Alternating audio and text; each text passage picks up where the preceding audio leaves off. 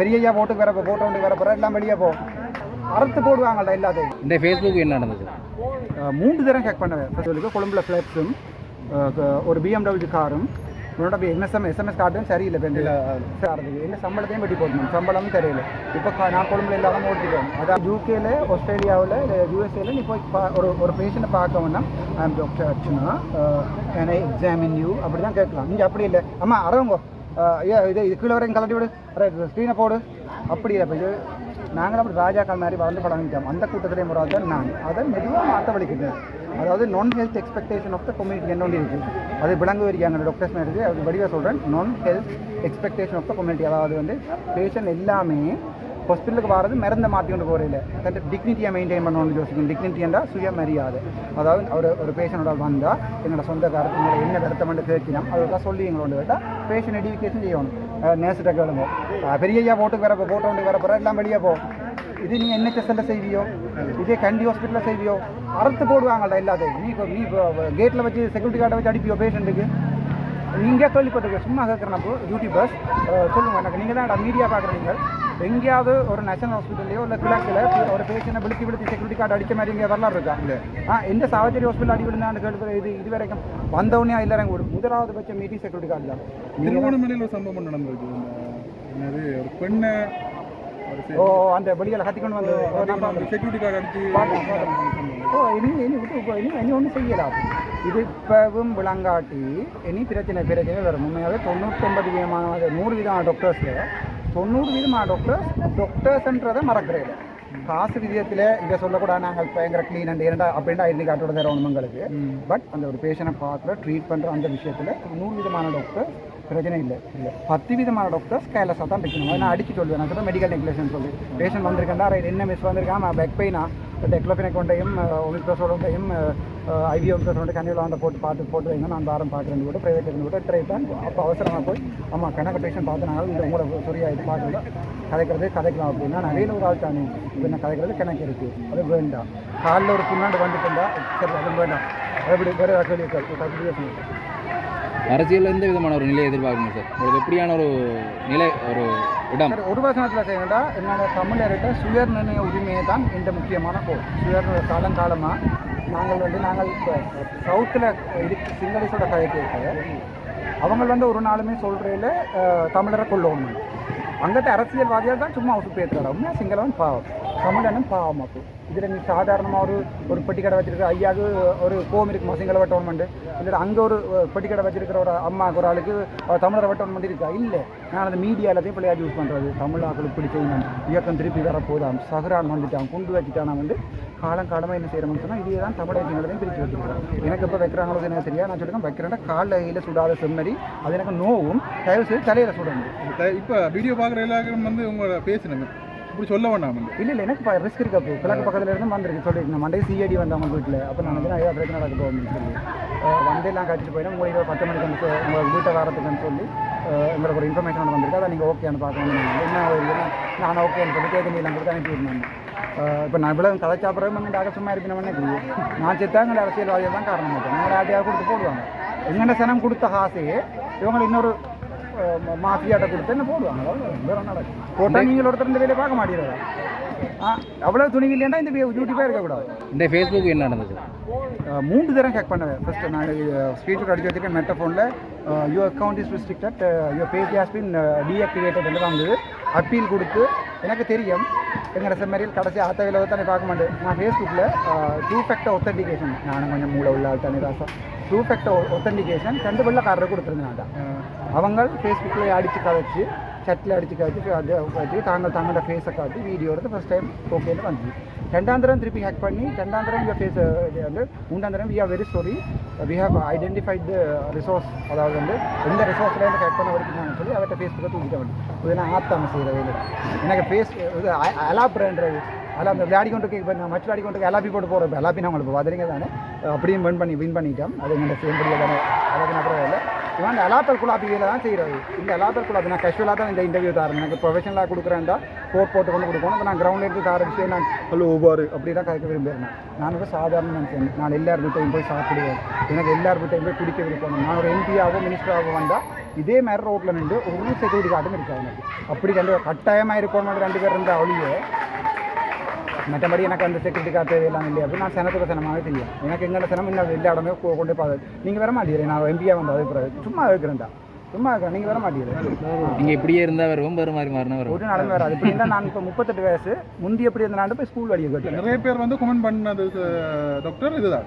எல்லாரும் வந்து முதல் வந்து இப்படித்தான் கஷ்டப்பட்டு எங்கிட்ட வந்து காலைல விழாக்குறையா ஹோட்டலாக கேட்டு பதவிக்கு போயினோம். ஆனால் பிறகு நான் ஒருத்தர் ஓட் கேட்கல 88% இது வரைக்கும் அந்த சேவையில் வந்துருக்கு. எனக்கு விருப்பம் உண்டு. அதே மாதிரி தான் இவரும் பெறுவார்ன்ற மாதிரியும் கதைக்கணும். அதை பற்றி தான் சரி, அதுக்குரிய பதில் நான் இப்போவே சொல்கிறேன். இப்போ எனக்கு ஒரு அரசியல் கட்டி சொல்லிகளுக்கு கொழும்புல ஃப்ளெக்ஸும் ஒரு BMW காரும் உன்னோட எஸ்எம்எஸ் கார்டும் சரியில்லை. சரி, அந்த பிரச்சனை ஒரு BMW காரும் கொழும்புல வந்து ப்ளூ ஓஷனில் வந்து கேட்குற ஃப்ளாட் 3 பெட்ரூம் ஃப்ளாட்ஸும் ஒரு கொழும்புல காரும் இந்த மாதிரி பிரசிடென்ஷியல் எலெக்ஷனுக்கு என்ன நிற்க சொல்லி எனக்கு ஃபுல் செக்யூரிட்டியாக தான் சும்மா செக்யூரிட்டி வரையில் ஆகும். நான் சின்ன வச்சுக்கொள்ளுங்க எனக்கு தேவையில்லை. இதுதான் நான் கிளியராக சொன்னேன். எந்த அரசியல் கட்சின்னு சொல்லிடுறேன். எனக்கு வேண்டாம் வேண்டி போயிருக்கு. என்னோட 36 பிறப்பு காணி இருக்கு. 30 லட்சம் படி பார்த்தா 10 கோடி ஆப்பா. இது உனக்கு நான் அரசியல் கட்சி சாப்பிட்டோம்னா காசு சேர்க்க முடியல. நான் எங்கே கட்டுறேன். இப்போ எனக்கு இப்போ நாளைக்கு ஒரு மீட்டிங் ஒன்று வைக்கிறதுக்கு இல்லாட்டி உங்களுக்கு ஒரு ஏதாவது சாப்பாடு பண்ணி தரதுக்கு என்ன சம்பளத்தையும் வெட்டி போடணும். சம்பளமும் தெரியல.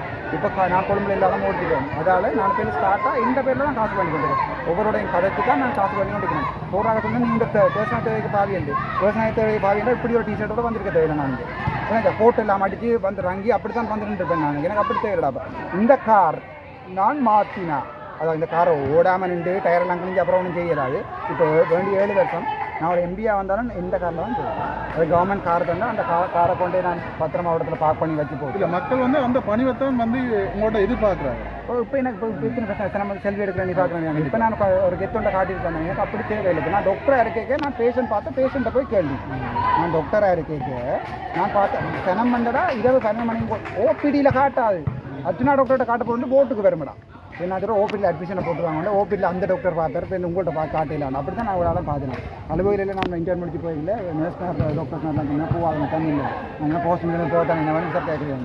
நான் கட்டலில் போய் கிளாஸ் எடுத்தேன். இல்லை வீடாக போட்டால் தெரியும். நான் 2007 அங்கே போய் கேட்டுப்பேன். நான் கார்டியோலஜிஸ்டையும் உருவாக்கி விட்டுருக்கேன். உனக்கு வேறு என்ன சொல்லுவாங்க. உனக்கு இங்கே பேர் சாகச்சிலேருந்து வெளியே போய் என்ன நடக்குன்னு சொல்லி அது எந்த ஒரு கம்பெனி உண்டு. எனக்கு தங்களை அம்பாசிடராக இருக்க சொல்லி நான் ஃபோட்டோ போட்டுருக்கேன். பாலா இருந்துச்சு.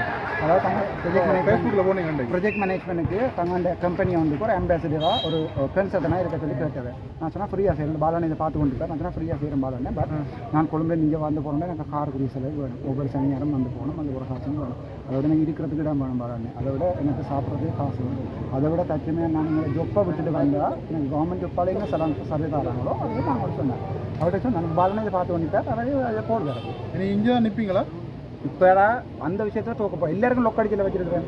செக்ரட்டரியிலேருந்து மினிஸ்ட்ரியிலேருந்து எல்லாரும் லொக்கடிச்சு வச்சுருக்கேன். என்ன டிரெக்டராக போட்டாலும் சுப்ரீம் கோர்ட்டில் ரிட் இருக்குது. என்ன எம்ஓவாக போட்டாலும் சுப்ரீம் கோர்ட்டில் ரிட் இருக்குது. இப்போ போய் பேரான ஹாஸ்பிட்டலில் நிற்கிறேன். அங்கே சொல்லிக்கிறேன் ஐயோ அப்போ இன்னும் நான் ஒன்றுமா போட்டேன் லீவ் எடுத்து போகுது. நான் லீவ் எடுத்து போட்டேன். இப்போ நான் திருப்பி போயிருந்தா அங்கே இருக்க சார் பாவம் ரெண்டு அப்பா மாதிரி இவங்க நெறித்தனமாக பேராதிரியாக போட்டு வச்சுருக்காங்க. அந்த ஆள்கிட்ட நான் அடிச்சுன்னா சார் நீங்கள் பேசாமல் இருங்க எனக்கு ஒரு கடிதம் தேவை. நான் திரும்ப லீவை போட்டு போகிறேன்னு சொல்லி எவ்வளோ கலைகள் எழுப்பினோம்.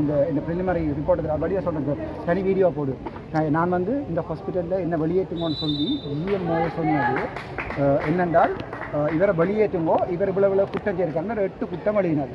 அந்த 8 குற்றத்துக்கும் 8ஆம் தேதி 8 பக்கத்தில் வந்து ஃபுல்லாக ரிப்ளை கொடுத்துட்டேன். அது சொல்கிறது ப்ரிலிமினரி இன்கொயரி என்று அதாவது முதல் கட்ட விசாரணை.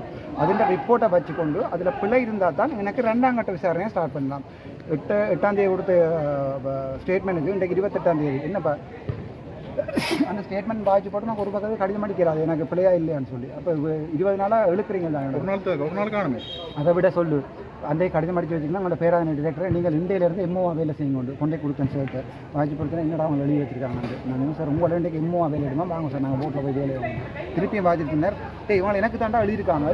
ஆனால் இந்த பேரை போயிட்டுருக்காங்க இல்லை அப்படின்னு சொல்லிடுறேன். இவங்க பிரச்சனை பழமையாக எழுதுறது என்ன செய்வோம் நாங்கள் போகிறோங்கோ. நான் போய் அதை திருப்பி கேட்குறேன். புது கடிதம் திருப்பி கடிதம் அடித்து போட்டேன்னா உங்களுக்கு இங்கிலீஷ் தெரியாது சொல்லுங்க வந்து திருப்பி 3 பக்கத்து கடிதம் அடித்து போட்டேன். நீங்கள் பார்த்தீங்களா இல்லையா அதை படிவாக வாசித்து அதுக்குரிய விளக்கத்தை என்னென்ன விளை விட்டுருக்கு நான் கடிதத்தில் ஒரு கடிதமே அடிக்க தெரியாது. மினிஸ்ட்ரி ஆஃப் ஹெல்த் கோடியாக ஹாஸ்பிட்டல் செலவழித்து காட்டுது. அப்போ என்ன நடக்கும்? கோடியாக மெடிக்கல் ட்ரீட்மெண்ட் நடக்கும். கொஞ்சம் யோசிச்சு நடக்கும். இவ்வளோ காசை தின்றாங்க வந்து ஒரு ப்ராஜெக்ட் மேனேஜர் இல்லை எங்களோட இதில் மதுன்னு சொல்லி ஒரு ஆளுக்கு மச்சான் இப்போ அவர்கள் 1000 ரூபா குடிக்கணும்னு சொன்னால் எனக்கு தெரியல. எனக்கும் அதே ப்ராஜெக்ட் மேனேஜர் மாஸ்டர்ஸ் தான் இருக்குது. ஆனால் எனக்கு மாதத்துக்கு தர சம்பளம் 1,42,000 ரூபா. அவாக்கு பொம்பளை தானே, அவாக்கு 70,000 ரூபா மாதம் குடிக்கணும். ஸ்ரீரன்சன் பார்த்துட்டு நினைக்கிறேன். அவரே தான் சொன்னவர் மதுவை கூப்பிட்டு நாங்கள் இங்கே ப்ராஜெக்ட் மேனேஜர் செய்கிறேன். என்ன அங்கே வச்சிருந்தபடி எனக்கு ஏதாவது தெரிஞ்சால் என்ன பாதிச்சிருக்கேன் தானே. என்ன கொண்டு இங்கே ஒரு பேஸ் ஹாஸ்பிட்டலில் விட்டு திருப்பி இவ்வளோ பிரச்சனை எவ்வளோ கெஞ்சி கேட்டுனான் நான். எனக்கு அங்கே ஏதாவது ஒரு வேலை எடுத்தாங்க, ஒரு ப்ராஜெக்ட் தந்தால் நான் அதை எடுத்து நடத்தினா எனக்கு 3 வருஷம் படித்த நான் எழுந்து கேட்டேன் செக்ரட்டரியில். MBBS முடிச்சு மாஸ்டர்ஸ் அட்மினிஸ்ட்ரேஷன் முடிச்சு ப்ராஜெக்ட் மேனேஜர் முடிச்சு சார்ட்டர் HRM முடிச்சு BBA செய்ய போகிறேன். LLM LLB செய்து கொண்டிருக்கிறேன். இதோட PhD செய்ய ஆசையாக இருக்குது சார். என்ன கொண்டு இப்படி சின்ன புல்மோட்டையில் விடுறீங்களே உங்களுக்கு வெக்கமாக இல்லையாண்டா. அப்போ சொன்னால் எந்த இடம் கேட்டார். நான் இந்த யாழ்ப்பாணம் வந்து சொன்னால் நீங்கள் யாழ்ப்பாணத்தில் போய் ஃபுல்லாக எல்லாத்தையும் டெவலப் பண்ணிட்டார். வந்து டெவலப் பண்ணாண்டா. இப்போ 20 நாளில் திருப்பி படாரண்டு கூப்பிட்டாங்க. இப்போ எங்கே விட்டாலும் இப்போ என்ன கிழக்கில் விட்டாலும் கிழக்கில் சனம் பிரச்சனை கூட கொண்டு தெரியும். எங்கே விடுறன்னு தெரியாது. இப்படியே வச்சிருந்தாலும் பிரச்சனை. அதான் சொல்கிற முழுங்க மேலாமே துப்பம் மேலாமல் இருக்கிறோம்ண்டு வரிசை என்ன செய்கிறேன்னு தெரியாது. அதான் சார். இப்போ என்ன எம்ஓவா விடவும் மேலாது வடிவாக போகுது. என்ன டிரெக்டராக விட்டுட்டு நான் பேரான ஹாஸ்பிட்டலுக்கு என்ன நடக்கும். நான் திருப்பி ரிட் அடித்து வச்சுருக்கிறேன். இங்கே டிரெக்டராக இருந்தேன். நான் எம்எஸ்ஆ இருந்தேன்னா என்ன நீங்கள் போய் குற்றச்சாட்டில் அங்கே எடுத்து வேறைக்கு மாற்றிருக்கிறீங்க. அதனால் எந்த மனித உரிமையாக இதான் பண்ணியிருக்கீங்கன்னு சொல்லுவேன் நான். அதாவது என்ன இங்கே இருந்து சாவச்சேரியிலேருந்து சும்மா மாற்றலாது தானே. GMOயை சொல்லுவேன்டாக்காண்டி மாற்றலாது தானே. ரைட். என்ன எம்ஓ அப்படின்னு நம்ம சொல்லுவேன். திருப்பியும் அடிப்பேன் கடிதம். ஒரு எம்எஸ்ஆ இருந்தேன்னு எம்ஓ ஆகி போட்டீங்க. 23 பேர் எங்களோட பட்சில் எனக்கு மட்டும் தண்டனை வாருங்க. அதே கொண்டு 500 மில்லியன் மினிஸ்ட்ரி தரேன். மினிஸ்ட்ரி இப்போ என்ன செய்கிறான்னு தெரியாமல் 3 யூனிட் அதான் என்ன கண்டாலே கதவை போட்டுறாங்க படம். அந்த பயம் இருக்கட்டும். இங்கே வேறு போய் ஒரு பெரிய ஹாஸ்பிட்டல் தானே பேலால் ரோட்டில். இப்போ காலம் 8 மணிலேருந்து 4 மட்டும் குருவியாக அனுப்பி வருவேன். நான் வந்து இப்போ அந்த டாக்டர் பிரச்சனையை விட்டு நான் போயிட்டேன். இனி நீங்கள் திரும்பி வாங்கோ, நாங்கள் வேறு பாஸ்போர்ட் எடுக்கிறது 20,000 ரூபா கொடுக்கணும். உண்மையாக பொய்யோ இந்த சில இடங்களில் ஸ்கூலில் பிரின்சிபலில் மாத்திரம் 2 லட்சம் கொடுக்கணும். உண்மையாக பொய்யோ அது சில இடங்கள் அப்படிப்பட்டது. அப்படிப்பட்டு ஸ்கூலில் வந்து எல்லாத்தையும் நிற்க வச்சு சொல்லுவோம். நான் சொல்கிறேன்னாங்களா எல்லாருக்குமே ஊழலே அதாவது கிரீவன்ஸ்ன்னு சொல்கிறேன். அப்போ நீ லண்டனுக்கு போனீங்க அதான் சொல்கிறேன். எங்களுக்கு இதுகள் விளங்காது. எனக்கு இந்த சேர் அடித்து கொண்டு சில அதில் இது விழா சொல்கிறது கிரீவன்ஸ் வந்து. அதாவது கிரீவன்ஸ்ன்றது வேறு, கம்ப்ளைண்ட்ன்றது வேறு. கிரீவன்ஸ்ன்றது வந்து எழுத்தால் எழுதி தரவும் எனக்கு இவ்வளோ பிரச்சனை இருக்குன்னு சொல்லி. கம்ப்ளைண்ட்ன்றது வந்து யாரும் பொய்யும் எழுதி தரலாம். கிரீவன்ஸ்ன்றது உண்மையான விஷயம். அப்போ கிரீவன்ஸ் கமிட்டி ஒன்று நாங்கள் ஃபோன் பண்ணோம். ஒரு இன்ஸ்டியூட்டில் அப்போ கிரீவன்ஸ் கமிட்டி இருக்கிறது. நான் எந்த கிரீவன்ஸ் செய்தது என் மொபைல் ஃபோனில். எனக்கு எல்லாருமே கோல் அடிச்சு சொல்லி நான் டாக்டர் உங்களோட பாத்ரூம் பாருங்க இப்படி இருக்குன்னு சொல்லி நான் பார்த்துருக்கேன். சொல்லி தான் சாப்பாடு இப்போ கேண்டீன் சாப்பாடு சாப்பிடவே இல்லாமல் இருக்கேன். அதே பிறகு நம்ம கேண்டீனில் சாப்பிட தெரியும். இப்போ வேறு இப்போ நேரம் அவன் குடிச்சு போட்டுக்கிறாங்க. ரைட் கட் பண்ணி போடுங்கடாப்பா. இதுக்கு பிறகு இது அந்த கிரீவன்ஸ் கமிட்டி எங்கே இருக்கான்னு பாருப்போ. அப்போ ஏதாவது நடக்குதா? ஒரு பிள்ளைக்கு கையை வெட்டினா உடனே ப்ரீலிமினரி இன்கொயரி கால் பண்ணிங்களா இந்த ரிப்போர்ட். எந்த ரிப்போர்ட்டை 28 நாளாக இன்னும் தெரியல. நீங்கள் அந்த பிள்ளைங்க கையை அது ஒரு கிரிமினல் குற்றம் ராசா, மெடிக்கல் நெக்லிஜென்ஸ்னு. அப்போ நீங்கள் அது எல்லாத்தையும் பார்த்துருக்கோம். இப்படி எத்தனை விஷயம் பேஷண்ட்டுக்கு அடித்தது அது இது வயிற்றை மாறி வெட்டினா கை கால் மாட்டினா அதெல்லாம் எனக்கு தெரியும். இப்போ தெரியும்னு சொல்லி நம்ம ஆக்டிவ் ஃபெயிலியர் லேட்டன் ஃபெயிலியர் வந்து ஆணியும் படித்து தான் நான் வந்தேன் நான். பட் அதுக்கு டிபார்ட்மெண்ட் இன்கொயரியும் எடுத்து செய்திருக்கணும், போலீஸ் இன்கொயரியும் செய்திருக்கணும். என்ன செய்யணும் நீங்கள் வேறு எப்படி தண்ணியில் கொண்டே அடுத்த கட்ட நடவடிக்கை என்ன? வீட்டை வச்சு சாப்பிட்றேன். கடைசி கேள்வி அரசியலில் அடுத்த கட்ட நடவடிக்கை என்ன? இப்போ அடுத்த இது வருதுடா என்ன சாமான் நாங்கள் இப்போ பிரசிடென்ட் எலெக்ஷன் இருக்குது தானே. நீயும் பார்க்குற மாதிரி நானும் டியூட்டி பார்த்து கொண்டு இருப்பேன். வடிவா எடுத்து போடும்போது இப்போ என்ன நடக்குது. இப்போ கனவேர் வரையினா 50 வெளில தானே வேணும். நீங்கள் ஹாஜி போட்டிங்கன்னா நாங்கள் தூக்கி போடுவோம். இல்லை நான் கதைக்கிறேன்டாலும் அப்போ நான் சொல்லியிருக்கிறேன். அனுராது இவருக்கெல்லாம் சதிப்புக்கு நான் சொல்லியிருக்கேன். சார் பப்ளிக் டிபேட் செய்வோம். நான் சொல்கிற விளங்குதா? உங்களோட டீல் அடிக்கிற கதையெல்லாம் எனக்கு வேணும்.